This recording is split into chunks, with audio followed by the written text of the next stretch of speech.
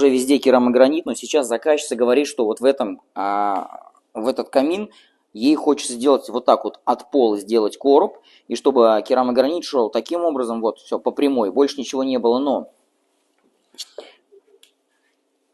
здесь вот здесь вот идет поддув для работы камина здесь и здесь. Отсюда вопрос.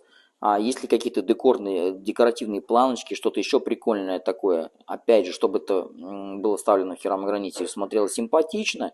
И вообще, можно ли так делать? Ведь все-таки, когда проектируют под камин, чтобы был нормальный подув снизу, можно ли его сделать боковой? Вопрос, можно или нельзя? Как вы считаете? Пишите в комментариях.